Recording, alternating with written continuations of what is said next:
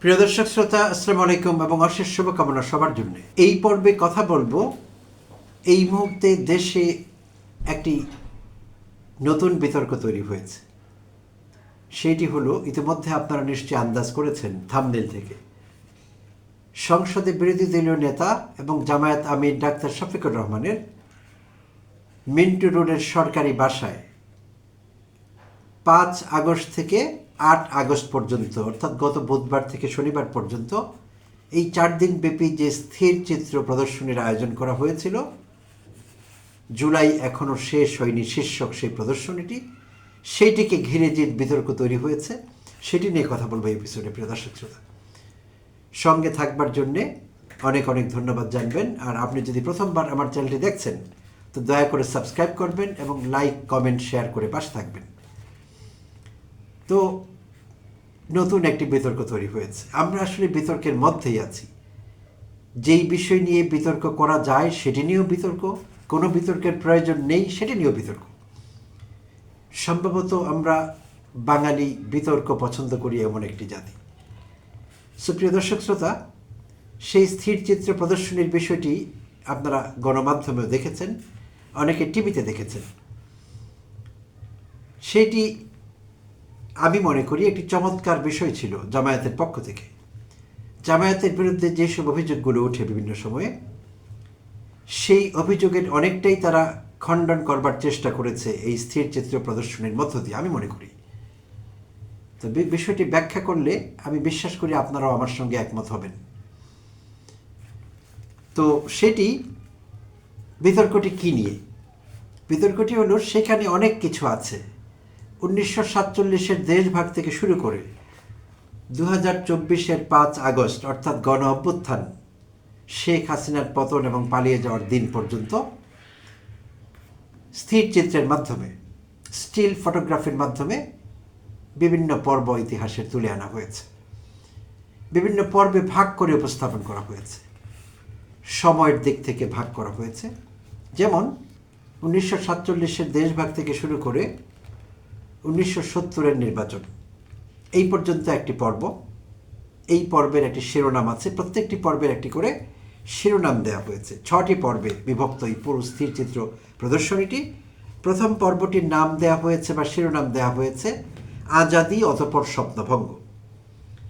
তো সেখানে আইয়ুব খান এবং ইয়াহিয়া খানকে স্বৈরাচারী শাসক হিসেবে চিত্রিত করা হয়েছে এই অংশে।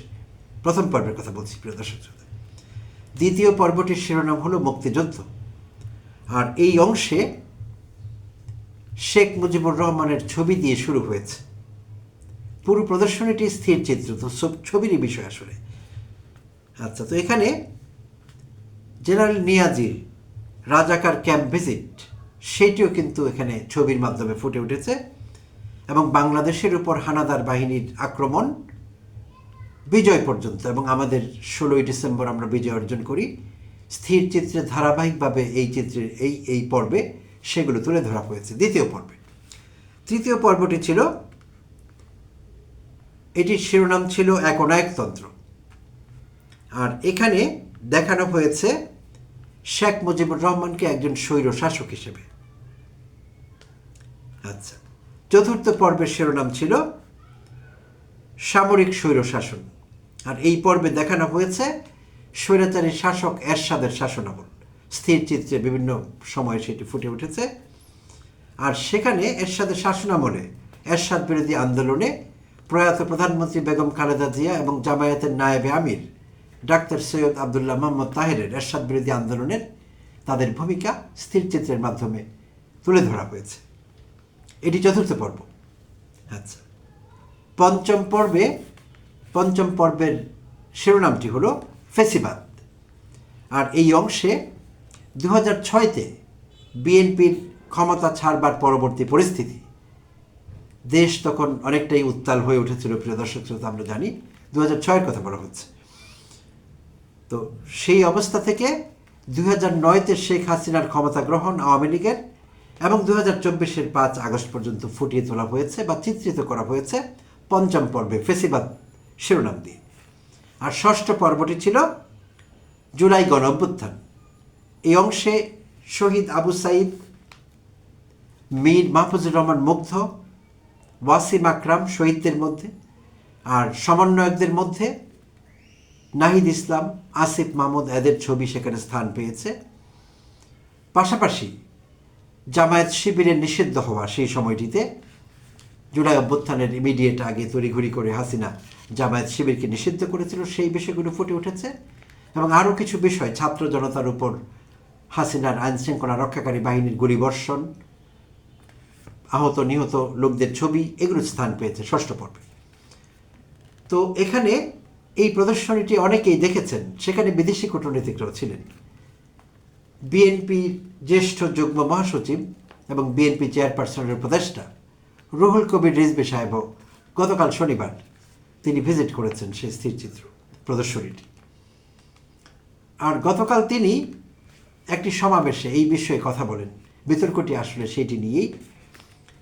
তো শনিবার ঢাকা বিশ্ববিদ্যালয়ের সাদা দল এবং বিশ্ববিদ্যালয়ের শিক্ষকদের যে একটি সংগঠন আছে, university teachers association of Bangladesh, যেটিকে সংক্ষেপে ইউটেপ বলা হয়, সো ইউটেপ এবং ঢাকা বিশ্ববিদ্যালয়ের সাদা দলের যৌথ আয়োজনে একটি চিত্র প্রদর্শনী সেখানে হয়, সেখানে আলোচনা সভা। সেই আলোচনা সভাটির শিরোনাম ছিল ফ্যাসিস্ট সরকার পতনে বিশ্ববিদ্যালয়ের শিক্ষকদের ভূমিকা। তো এই শীর্ষক আলোচনা সভায় জামায়াতের এই চিত্র প্রদর্শনী নিয়ে কথা হয়, আর এই প্রদর্শনীটি নিয়ে প্রশ্ন তোলেন রিজভী সাহেব। তার ভাষায় যে এই চিত্র প্রদর্শনীতে শেখ মুজিবুর রহমানের ছবি আছে, 7ই মার্চের ভাষণ সেখানে ছবিতে তুলে ধরা হয়েছে, জুলাই অভ্যুত্থানের ছবি সেখানে তুলে ধরা হয়েছে, মুক্তিযুদ্ধের ছবি আছে, কিন্তু প্রয়াত রাষ্ট্রপতি জিয়াউর রহমান, শহীদ রাষ্ট্রপতি জিয়াউর রহমানের কোনো ছবি নেই। এই বিষয়টি নিয়ে তিনি আপত্তি করেছেন এবং তিনি বলেছেন বিষয়টি রহস্যজনক। শুধু তিনি একা না, বিএনপির পক্ষ থেকে আরও অনেকেই এই বিষয়ে আপত্তি করছেন, তারা প্রশ্ন তুলছেন। অর্থাৎ পুরো পারপাসটিকে, এই যে জামায়াতের যে পুরো স্থির চিত্র প্রদর্শনীটি, পুরো প্রদর্শনীটিকে তারা বিতর্কিত করতে অনেকে চেষ্টা করছেন, এমনভাবে তারা সমালোচনা করছেন। এই সামাজিক যোগাযোগ মাধ্যম কিন্তু বিষয়টি এসছে। তো এখন কথা হলো, প্রিয় দর্শক শ্রোতা, আপনারা বিষয়টি কীভাবে দেখছেন? আর এই সমালোচনার প্রেক্ষিতে গতকাল জামায়াত আমির ডাক্তার শফিকুর রহমান, যিনি সংসদে বিরোধী দলীয় নেতা, তিনি একটি ব্যাখ্যা দিয়েছেন গতকাল। আর সেই ব্যাখ্যায় তিনি বলেছেন যে আসলে এই স্থির চিত্রে কিছু স্বৈর শাসন তুলে ধরবার চেষ্টা করা হয়েছে। অটোক্রেটিক রুলারদের, তারা কি পরিমাণ অটোক্রেটিক ছিলেন সেটি তুলে ধরবার চেষ্টা করা হয়েছে। তো শহীদ জিয়াউর রহমান, তার বক্তব্য, শফিকুর রহমানের বক্তব্য, শহীদ জিয়াউর রহমান কোনো স্বৈর শাসক ছিলেন না, তাই তাকে বিশেষভাবে সেখানে উপস্থাপন করা হয়নি বা তার ছবি সেখানে স্থান পায়নি। কিন্তু বেগম খালেদা জিয়ার অবদান তুলে ধরা হয়েছে বিভিন্ন জায়গায়, সেটির কথা বলা হয়েছে। ডাক্তার শফিকুর রহমান সেটি উল্লেখ করেছেন যে বেগম খালেদা জিয়ার অবদান আমরা তুলে ধরেছি, কিন্তু যেহেতু স্বৈর শাসকদের সেখানে প্রেজেন্ট করা হয়েছে আর জিয়াউর রহমান যেহেতু স্বৈর শাসক ছিলেন না, তাই সঙ্গত কারণেই তার ছবি সেখানে স্থান পায়নি। এটি তার পক্ষ থেকে ব্যাখ্যা দেওয়া হয়েছে। তো আমি ব্যক্তিগতভাবে ব্যাখ্যাটি গ্রহণ করছি এবং আমার কাছে ঠিকই মনে হয়েছে, কারণ ধারাবাহিকভাবে স্বৈর শাসকদের সেখানে প্রেজেন্ট করা হয়েছে। আইয়ুব ইয়াহিয়া থেকে শুরু হয়েছে, এরশাদ, তারপরে বেসামরিক স্বৈর শাসক শেখ হাসিনা, এদের সবাইকে তুলে ধরা হয়েছে।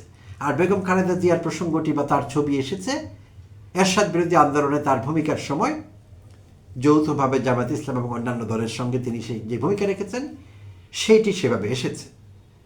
তো এখন এই বিষয়টি নিয়েই বিএনপির আপত্তি, তারা এটার পিছনে রহস্য খুঁজে দেখছেন, তারা রহস্যজনক মনে করছেন এবং রিজভী সাহেব সে কথাই বলেছেন। আরও অনেকের বিএনপির এই বিষয়ে প্রশ্ন আছে। তো যদি প্রশ্ন কারো আগে থেকেও থাকে, জামায়াত আমিরের এই ব্যাখ্যার পর সেই প্রশ্ন কিন্তু আর টিকে না। তারপরও কিন্তু আলোচনা থামেনি, অনেকে এটি গ্রহণ করতে চাচ্ছেন না। তাদের কথা হলো, শেখ মুজিবুর রহমানের ছবি যদি থেকে থাকে তাহলে জিয়াউর রহমানের ছবি থাকতে আপত্তি কোথায়? জিয়াউর রহমান স্বাধীনতার ঘোষণা দিলেন, সেইটি উল্লেখ করা হয়নি। তো শফিকুর রহমান এই প্রসঙ্গে বলেছেন, কোনো দলের সফলতা বা কোনো দলের কন্ট্রিবিউশনস দেখাবার জন্যে বা পরিবেশন করবার জন্য এই চিত্র প্রদর্শনীটি হয়নি, তাই এইভাবে তারা বিষয়টি দেখেননি, আর জিয়াউর রহমানের ছবিও সেভাবে আসেনি। তো আমার কাছে ব্যাখ্যাটি মনোভূত হয়েছে। আর জিয়াউর রহমান সম্পর্কে জামায়াত উচ্চ ধারণা পোষণ করে, শুধু জামায়াত না, ছাত্র শিবিরও উচ্চ ধারণা পোষণ করে।